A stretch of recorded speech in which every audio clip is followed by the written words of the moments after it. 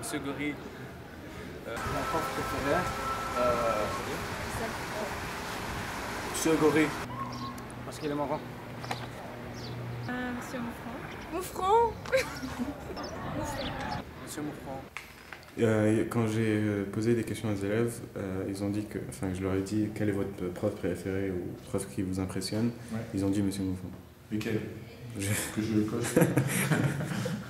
Vous avez un truc à dire sur ça? Sur ça? Ouais. Ça me fait plaisir. Mais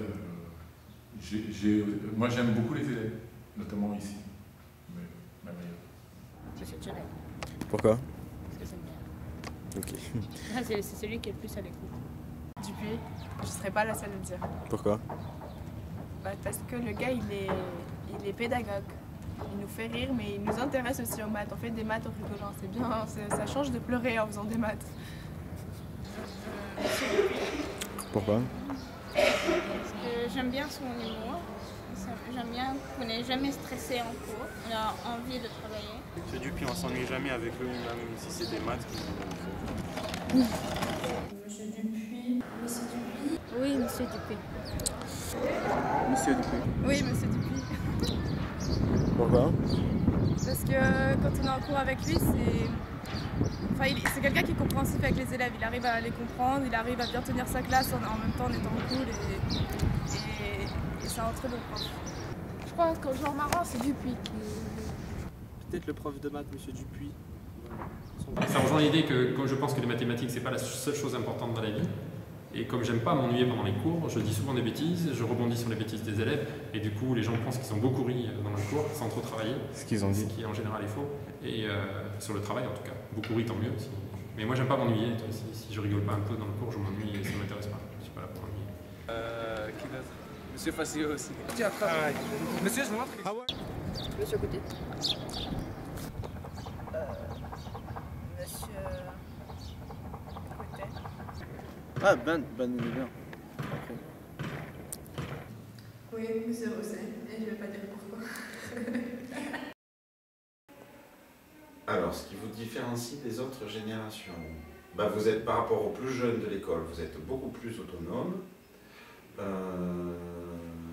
Vous avez également beaucoup de points communs, le côté un peu bébé, quand même. C'est-à-dire que pour certains, on a l'impression que la croissance mentale s'est un petit peu arrêtée, mais bon, je pense pas. Les terminales sont toujours les mêmes. Mais ce qui vous dit. Votre manque d'intérêt pour le monde qui vous entoure, je trouve. Voilà. Les autres générations.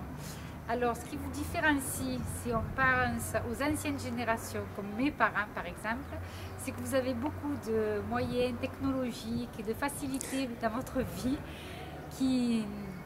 dont vous ne pouvez pas particulièrement apprécier car vous êtes né pratiquement avec. Qu'est-ce qui vous caractérise selon vous? Mon sourire et ma bonne humeur. Votre accent. Et mon accent et mon accent, évidemment. Une phrase que vous dites souvent? Non. Rangez-vous.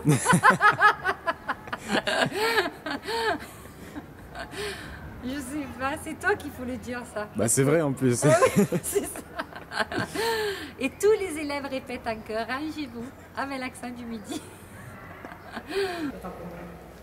Autant pour moi, d'accord, c'est compris, ok, Ok, d'accord. Ok. Une phrase que je dis souvent. Vous êtes d'accord avec moi? En classe. Elle est en cours. Qu'est-ce qu'un élève idéal pour vous? Caroline Siff. Ah oui.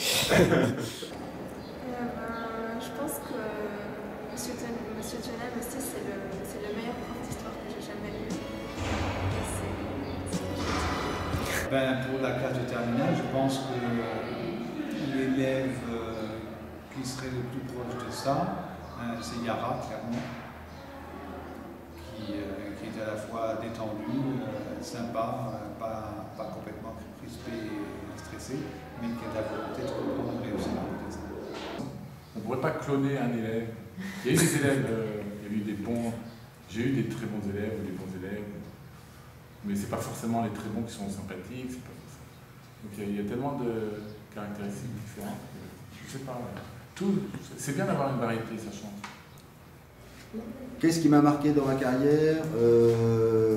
Quand j'ai commencé, on m'a donné 3 manuels scolaires et qu'on m'a dit merci, bon courage.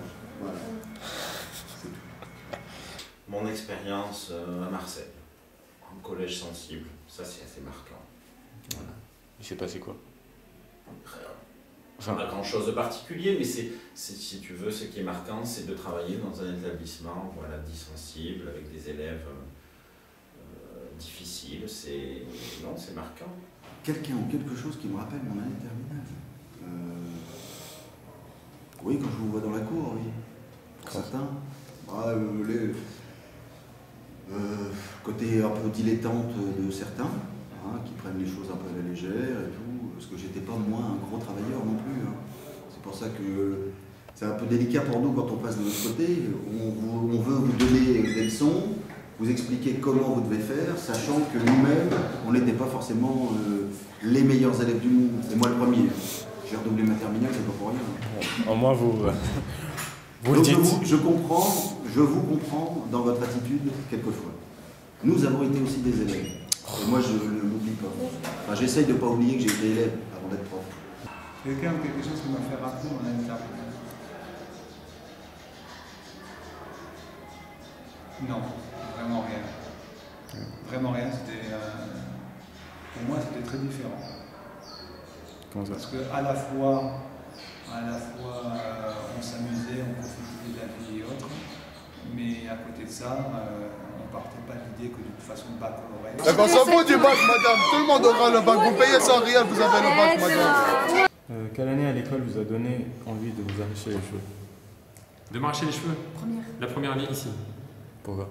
Pour toutes des raisons d'adaptation au pays, d'adaptation à l'établissement, d'adaptation au mariage, au personnel, tout ça. Beaucoup de choses en même temps, et c'était pas forcément évident.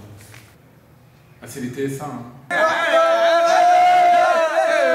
Les TS1, je sais pas, ils sont casse-pieds cette année. Ils sont casse-pieds avec les autres profs. Et donc ça c'est énervant. Je suis obligé, en fait, je fuis la salle des profs pour éviter de rencontrer les enseignants de TS1. Aucune. Même pas l'année dernière? Non, l'année d'avant. Ouais. Non, c'est pas de m'arracher les cheveux, non. J'avais envie de mettre des gifles à certaines personnes, mais pas de m'arracher les cheveux.